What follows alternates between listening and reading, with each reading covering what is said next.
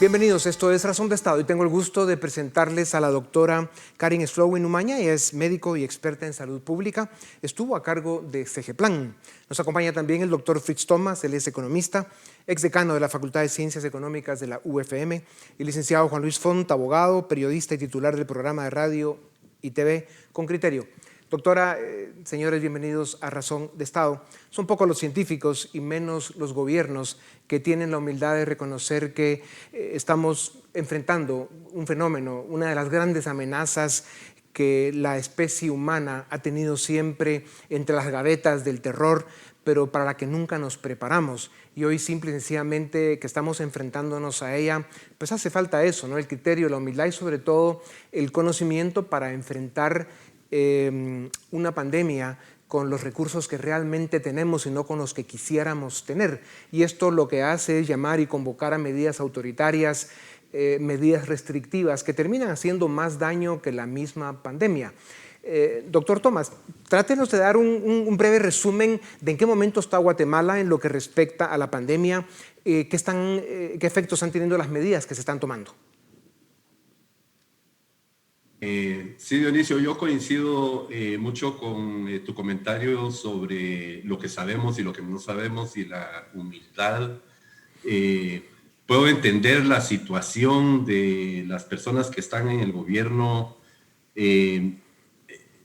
Ahora que salimos con esta, le voy a llamar un approach, una técnica ingenieril, una especie de ingeniería que vemos con esto del semáforo y toda la cuestión, porque en realidad pensaría uno que esto es más para ellos que para nosotros. Yo el tener un poco que he mantenido es, no sabemos lo que no sabemos. Todos los cálculos que vemos, estimaciones sobre la cantidad de empleos, sobre lo que se ha perdido la producción y todo eso, tenemos que tener muy claro que esas son diferentes estimaciones, son tanteos, en realidad no sabemos. Pero sí sabemos que es serio y sabemos que es grave y que la actividad económica ha sufrido mucho y sigue sufriendo mucho y que como que no hay todavía una comprensión de estos diferentes tonos entre el blanco y el negro, entre abrir y cerrar. Mencionabas hace un ratito que, por ejemplo, no podríamos tener tal vez partidos de fútbol. Yo no veo por qué no podemos tener un estadio con 1,000 personas o un estadio con 1,500 personas. Necesitamos encontrar más formas de poner las decisiones en las manos de las personas, en las manos de las empresas, en las manos de las comunidades, reconociendo que desde un poder central sencillamente no tiene el conocimiento, entre otras cosas, de lugar y ocasión para irradiar autoridad y decir cómo se deben de hacer las cosas en todos lados.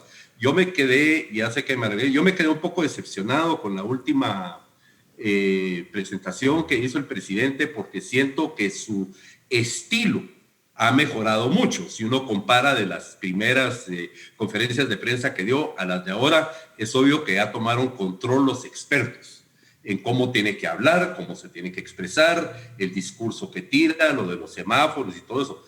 Todo eso ha subido mucho de nivel, pero lo demás no tanto. Y precisamente por eso, doctor Thomas, tal vez la doctora Slowin nos puede compartir, siendo médico, la he escuchado o la he leído decir que no tenemos estrategia, pero ¿no cree usted, doctora, que simplemente no hay estrategia que valga? No es posible hacer una estrategia y menos en países sin recursos y sin capacidad para poder enfrentar un fenómeno de esta magnitud y se ve simplemente con entender qué está pasando en el resto del mundo, en cada uno de los países de todas las geografías.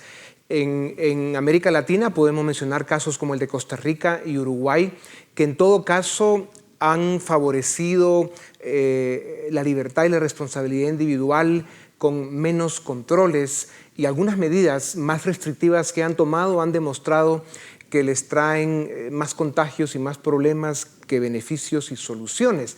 En el caso de Uruguay, que es probablemente el que mejores números tiene al día de hoy en América Latina, es donde realmente se han implementado medidas más liberales. O sea, en todo caso, no ha habido una estrategia de restringir, de limitar y de imponer medidas como toques de queda o días de la semana encerrados, sino que ha habido un ambiente muy liberal. Pero claro, entendemos que Uruguay es un país con un nivel cultural y con un nivel socioeconómico alto.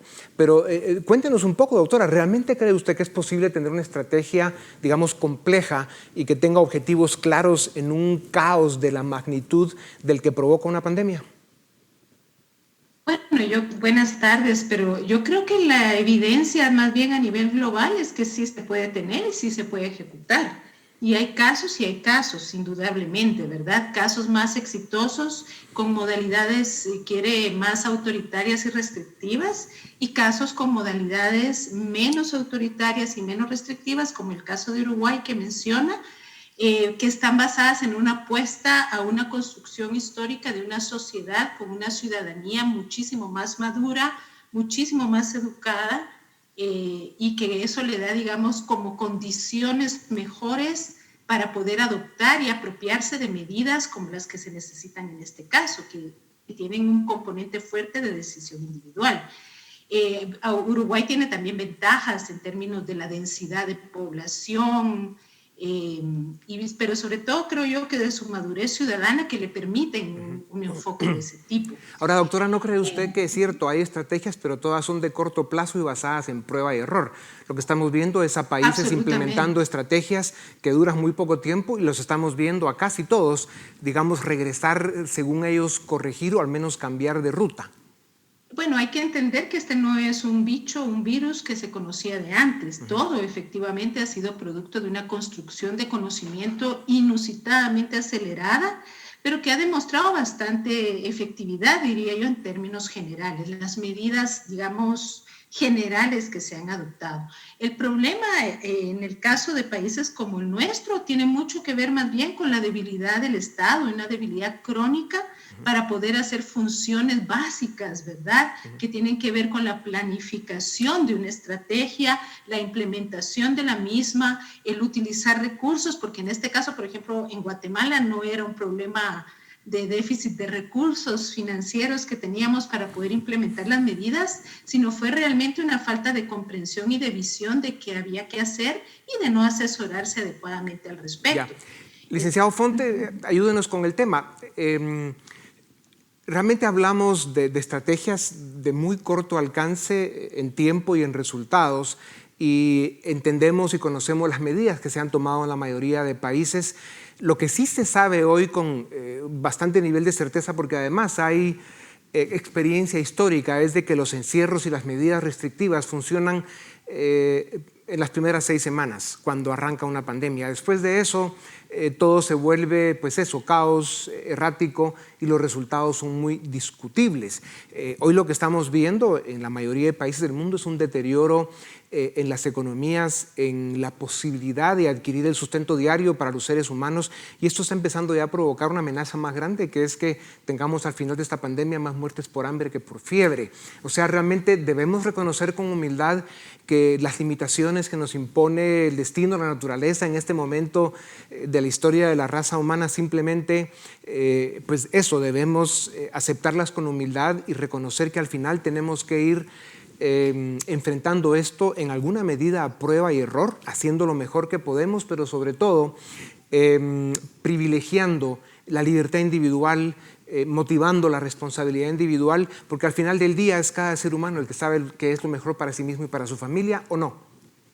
Dionisio, yo voy a partir de ese término que usaste hace un momento, humildad.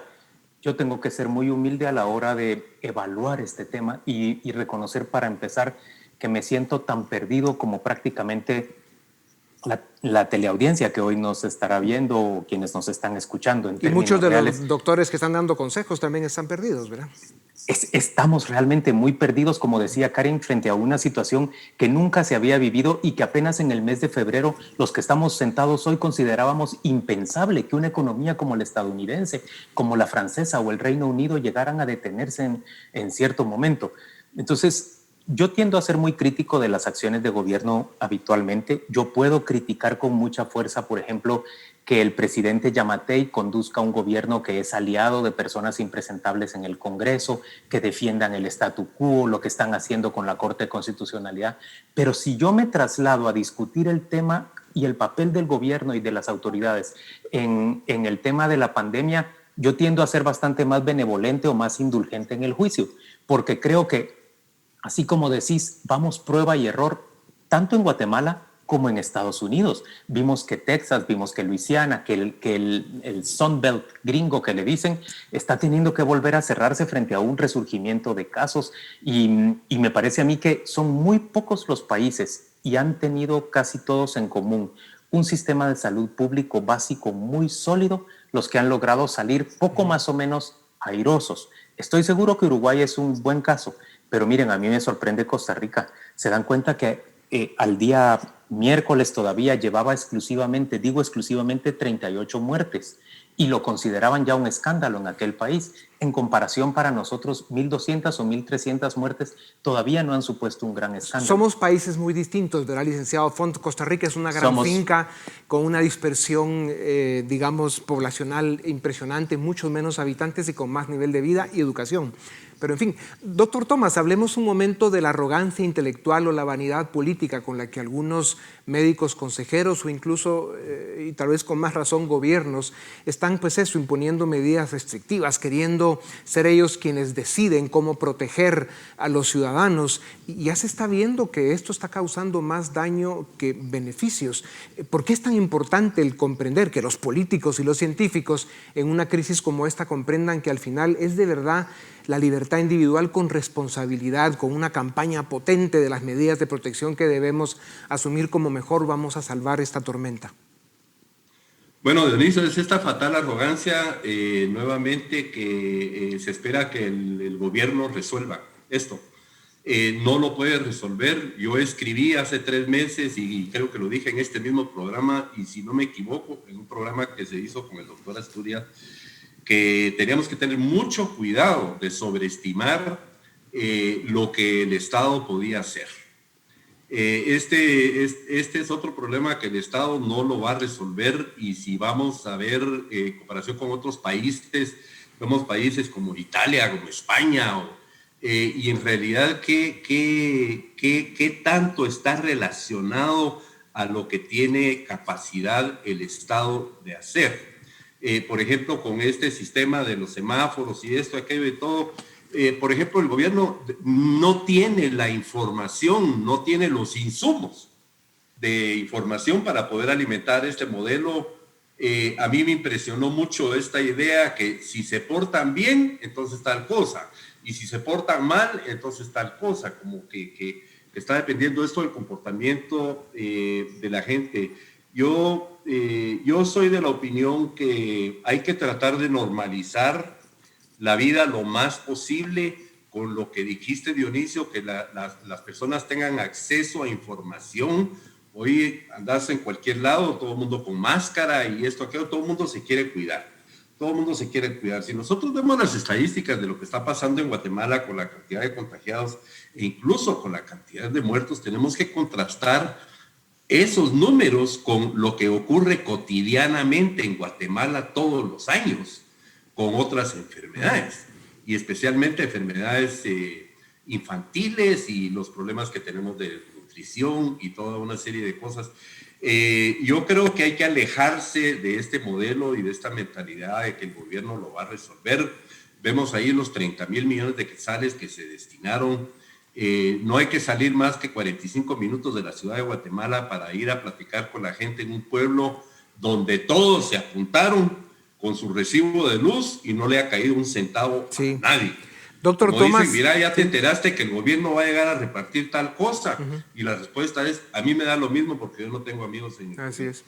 Doctor Tomás, interpreto que lo que veo atrás de usted es un piano. Si esto dura mucho, lo haremos, y si no, después de la pandemia vamos a hacer uno de estos programas y lo vamos a escuchar tocar piano, porque sin duda alguna, como hace usted las cosas, sospecho que nos va a dar una sorpresa. Doctor Slowin, seguimos discutiendo quién sabe más de lo que todos sabemos poco. Seguimos buscando medicinas viejas para enfrentar un virus nuevo, y luego seguimos hablando y escuchando noticias sobre una vacuna sobre la que hay más dudas e intereses geopolíticos y económicos que certeza y claridad. Otra vez, debemos insistir en la virtud de la humildad como probablemente lo que más nos ayude a navegar por esta crisis tan terrible, por esta tormenta que todavía está empezando, y es algo que no debemos olvidar. Yo sigo escuchando a científicos serios decir que estamos en los primeros minutos del primer tiempo todavía. Esto otra vez debe hacerle ver a científicos políticos, especialmente a los consejeros de los presidentes, que hay que poner los pies en la tierra, y que por eso la humildad, el estar conscientes de que vamos a trabajar juntos para enfrentar la pandemia, y sobre todo confiar en los ciudadanos, confiar en el ser humano, hacerlo responsable, pero no imponerle cómo debe cuidarse. Díganos algo sobre eso. Bueno, yo creo que hay que entender que la novedad o lo nuevo de este virus no significa que la ciencia y el conocimiento humano no tenga elementos y conocimiento para abordarlo. De hecho, más bien, hemos visto que en los países se ha logrado mal que bien contener en algunos casos la epidemia, y son aquellos países justamente que no han seguido las recomendaciones que se han logrado construir en este tiempo, los que están viendo rebrotes, y mientras menos las han seguido, más agresivos son los brotes y los rebrotes. Yo coincido, hay cosas que posiblemente, posiblemente en el caso de Guatemala seguramente no se han hecho como debiera ser, y una de ellas la discutía yo hace un ratito con unos periodistas, es que no se trabajó adecuadamente el nivel de información, educación y comunicación a la población. Tiene usted toda la razón en eso. Una estrategia de salud pública es una herramienta fundamental. Entonces, ¿qué pasa? La gente no tiene suficiente información, como además no se mira, la amenaza no es visible. Si no es invisible, es más difícil de entenderlo. La aplicación de la mascarilla, por ejemplo, ha sido más generalizada. ¿Por qué? Porque ha sido vinculada también con una multa, ¿sí? Y de alguna manera la gente tiene en su imaginario la idea de que al ponerse una barrera física va a impedir el acceso del virus. Y doctora, eso depende mucho. Doctora Slowin, nos quedan 40 segundos, y para terminar yo quisiera que el licenciado Font haga un breve comentario sobre esta otra reflexión, y es que la medicina sigue siendo una ciencia inexacta, falible, con muchos vacíos. Es al final el cuerpo humano el que realmente va a vencer este virus. La medicina sigue experimentando realmente cómo enfrentarlo, y hemos visto que bueno, mucha gente que ha terminado en hospitales, sobre todo el tercer mundo, de los países desarrollados, pues termina en la morgue. O sea, este tema, otra vez insistir, es la humildad la clave del asunto, porque estamos descubriendo al enemigo todavía, está empezando a enseñar la capacidad de destrucción que tiene. En 20 segundos, Lic Font. Es la humildad, pero también la organización, lo que nos decía Karin. Hace años sabemos que si tuviéramos un sistema de salud que nos hubiera permitido monitorear a las personas desde el principio de sus síntomas, para que solo los que verdaderamente lo necesitaban llegaran a los hospitales, podríamos haber administrado mejor el curso de la enfermedad. Desafortunadamente, ahorita ya estamos rebasados en nuestras capacidades. Sin duda alguna, mucho se escribirá sobre esta pandemia, y lograremos encontrar en esas letras y esos párrafos las cosas que hicimos bien y las cosas que hicimos mal, que seguro serán muchas, pero al final, como lo insistí en el editorial de introducción, por muchos errores que cometamos, no debemos darnos por derrotados. Esta es una batalla que tiene las características perfectas para reconocer, pues, con esa humildad de la que hemos hablado, que no queda otra que enfrentarla y saber que esta crisis nos va a dejar muchas cicatrices y muchos dolores que solo el tiempo podrá curar. Muchas gracias por habernos acompañado estos minutos que nos dan en este programa, y a ustedes también gracias por acompañarnos. Esto es Razón de Estado.